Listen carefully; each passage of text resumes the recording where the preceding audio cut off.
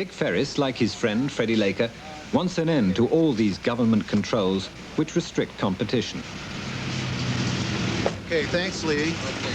See you inside. And he takes every opportunity to argue the case. The gentleman who is going to address us now, he is, today, the single most important, most influential, most powerful airline executive in the world. There's no doubt about it. And he's all ours. Ladies and gentlemen, Dick Ferris.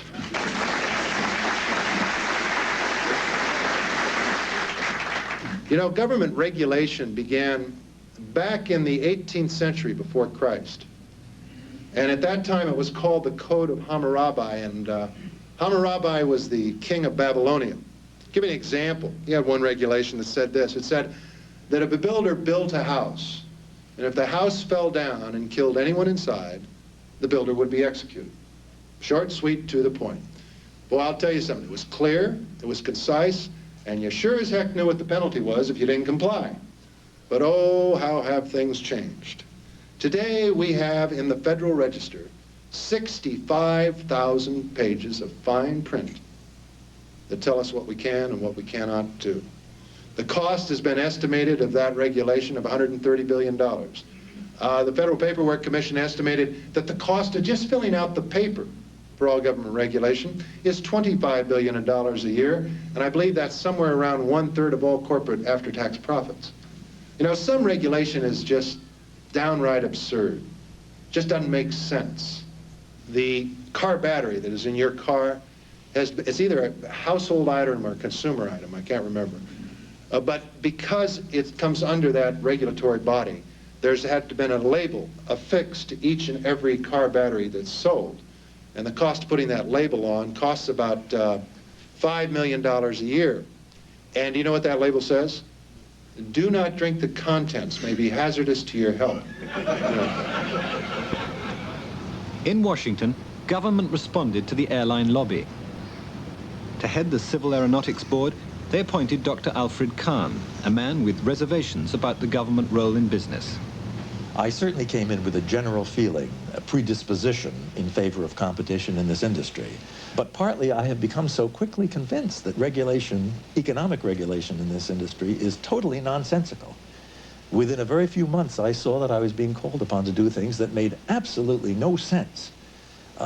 A pervasive, detailed kind of determination about prices and about who might fly where. As you relax regulations, do you not have to find other means to protect the consumer?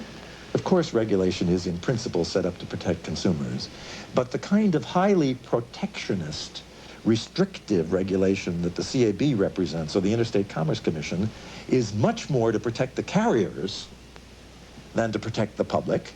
And although it, of course, is rationalized on the ground that if you have strong carriers, if they are protected, then you'll get better service for the public, the fact remains that I think we have demonstrated that there was an enormous untapped demand for low-cost travel, and those people were not protected. In fact, they were thwarted by Freddie Laker having to knock on our doors and knock on the doors of your CAA for 9 years.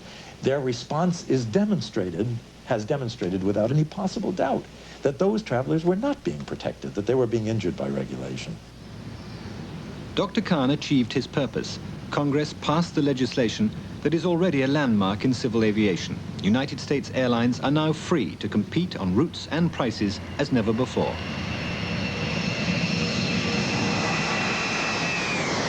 Echo 6, 7645's got a first officer sliding window leaking. As competition sharpens, some airlines may not survive. However much they cut their prices, there are strict limits on how far they can cut running costs, particularly where maintenance is concerned. Air safety still remains firmly under government control. The United States can fairly claim to have the safest airline network in the world. But even the toughest regulations can't banish all risk. These traces of blood are evidence of a bird strike. This DC-10 ran into a large flock of seagulls and several disintegrated in the engines. The consequences could have been catastrophic. In a recent 5-year period, bird strike accounted for 330 accidents in the United States, with a loss of more than 1,000 lives. This aircraft was grounded and minutely inspected for damage until finally passed airworthy. However, birds were not to blame when the engine fell from a DC-10 of American Airlines, causing it to crash here at O'Hare Airport with unprecedented loss of life. With the consequent grounding of all DC-10s worldwide, the taboo subject of air safety was again in the news.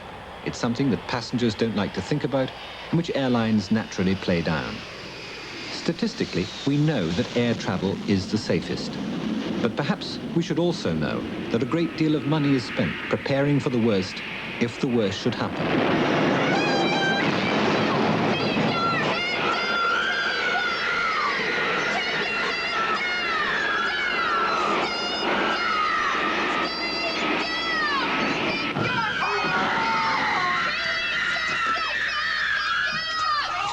Realistic though it is, this is only a training exercise for United Airlines flight attendants, an annual refresher course in emergency procedures.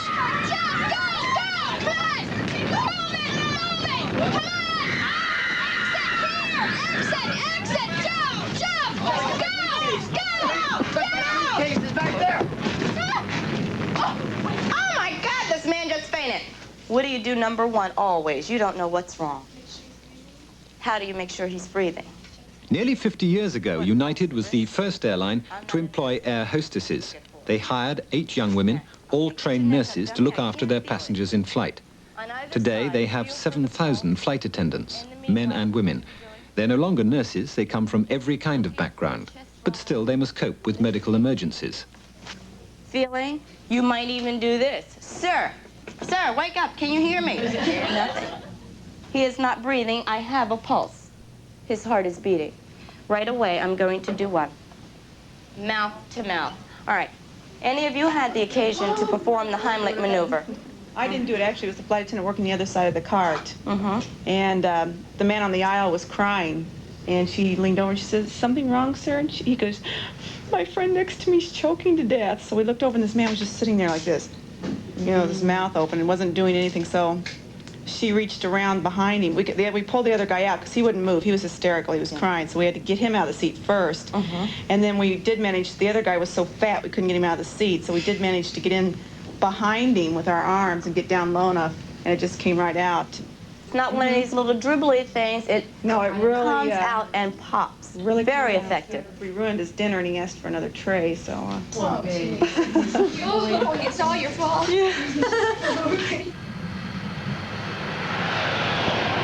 The crises that airline people deal with are generally less dramatic. But as traffic has increased and stress mounted, drama of one kind or another has become a familiar feature of airport life. Passengers arriving to Chicago for the first time. We wish to welcome you and advise you that we do have 4 claim areas here in Chicago.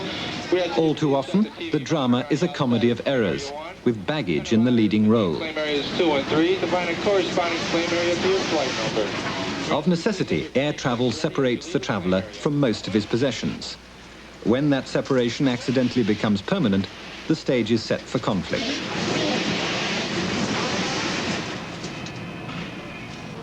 New technology has improved baggage handling, but not enough to eliminate scenes like this. How long you been in? Oh, about 20 minutes. Check. Go there by the desk and he'll check. It's usually here in area number 1. Please come to the nearest white courtesy telephone of United Airlines. Mr. Williams. One bag. City runner claim area. The nearest white courtesy telephone of United Airlines. Missing 1 off of 917 on a brown preprint. Okay, thanks a lot. Give me about 5 minutes. Going to check a couple other locations. See if I get anything over there. See, there weren't that many passengers on my flight by the time I got here, and I was about the first passenger off. What type of a bag was it? About this profile, but light blue. Hey, let me check in the bag. It might be in San Francisco at this point. Las Vegas. Mishandled baggage costs the airlines millions annually. The price of goodwill often covering claims, which are something less than genuine. Yes, I know.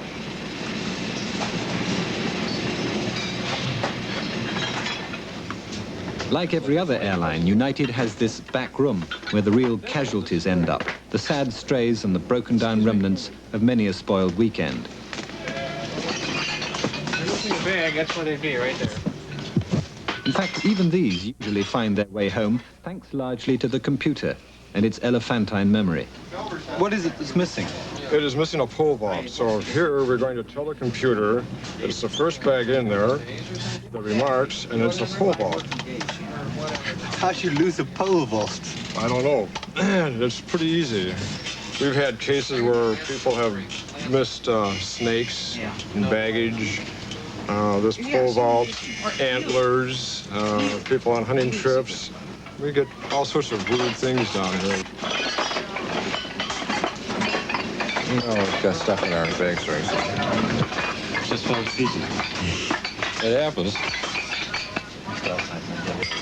99% of the people who come into our office, we have mishandled. We've lost them or their baggage or damaged their baggage beyond repair, and we've done them in. So it takes a special kind of person to help these people out.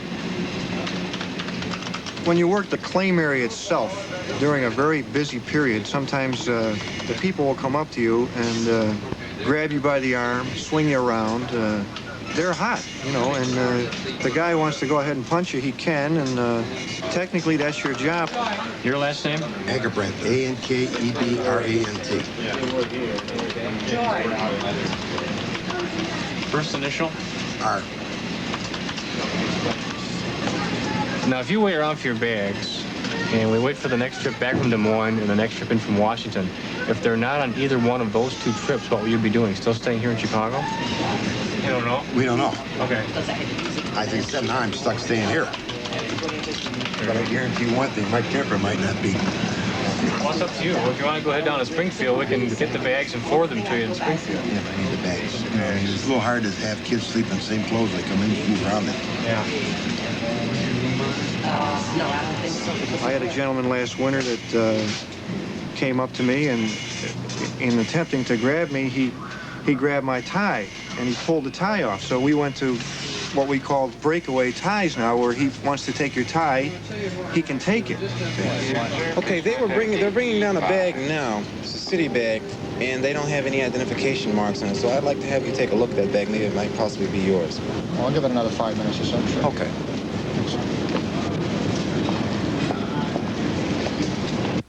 The head of consumer affairs at United is Kay Lund. When the customer complains, she hears about it.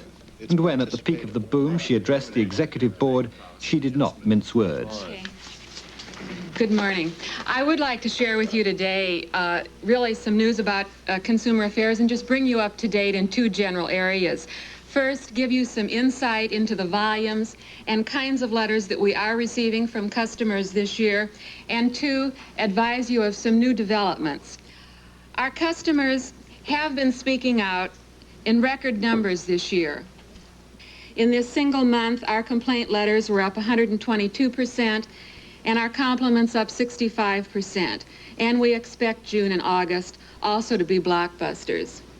Because passenger boardings have increased dramatically this year, I think it's only fair to offer a ratio that compares our complaints received per 100,000 passengers boarded. And here it is on this screen compared with last year. Except for 2 months, we are receiving more complaints per 100,000 passengers boarded than ever before. But I did not want to dwell too heavily on statistics today. I would rather share a few trends with you, and I would like to move on to two trends that I think are very obvious, certainly to us and to you this summer. First, the full-fare traveler is expressing dissatisfaction in more vocal tones than we have ever seen before in our mail. I think this letter from a gentleman in Wisconsin, and it was handwritten, by the way, we thought summarized it very well and typified the comments that we're seeing today. And to quote him, he said, "The cut rate fares have certainly filled up your planes, and this probably makes you feel good. But I can tell you that the full fare businessman who is paying full fare and really supporting the airlines now has to put up with many inconveniences." And he said, "I can tell you I hate to fly anymore.